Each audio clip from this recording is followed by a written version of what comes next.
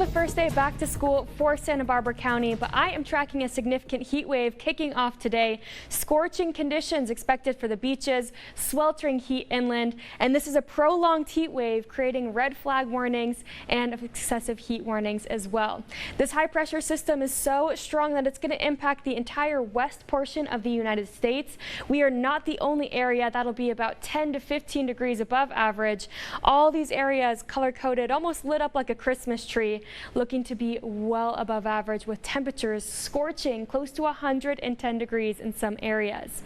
Let's start with our watches and warnings. We're first going to talk about our red flag warning. This was upgraded from the fire weather watch for these interior areas close to Koyama, the Santa Ynez Mountains, starting at 9 o'clock this morning, lasting through Saturday evening. The National Weather Service very keen on their verbiage of explosive fire behavior is possible. And again, make sure you have that go bag packed and ready and that you have your head on a swivel. We also have our extreme heat warning. So that was upgraded from the watch just yesterday. We're looking at temperatures close to 110 degrees right along the Kern County border. And this will kick off 11 o'clock tomorrow morning. Same thing for our heat advisory. That was also added. This includes the San Luis Obispo area, Santa Maria, and all areas highlighted in orange. Those temperatures could be anywhere from 90 to 105 degrees, and overnight lows are into the 70s and some 80s for places. When we have prolonged periods of heat, that's when it gets very dangerous for those at risk, especially the elderly or young children. We're going to hold out into the 80s all the way through Saturday here in Santa Barbara, but we have a really big weather pattern shift ahead of us. By Monday of next week, we drop back down to average, and we're going to be looking at monsoonal moisture. So let's talk about it here.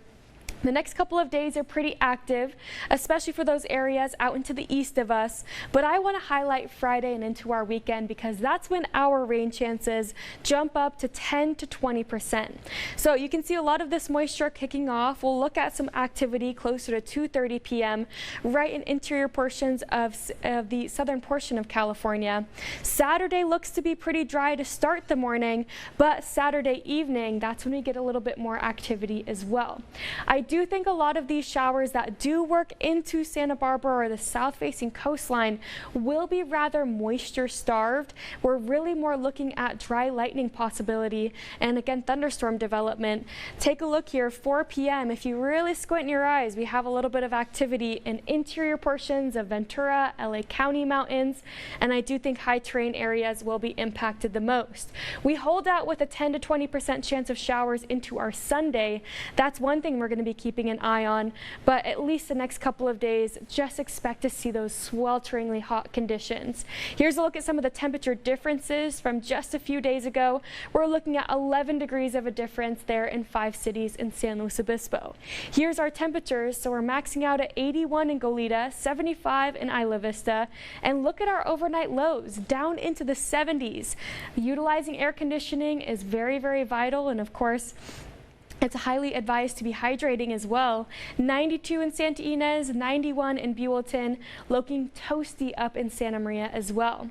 102 for the day in Paso, 87 in Avila Beach. That's one of our areas where we're really worried about those swelteringly hot conditions. Down in Ventura County, we're looking into the 70s, 80s, and 90s. If possible, head to the beaches, get in that water and cool off, or maybe even head out to those pools. Have a good one.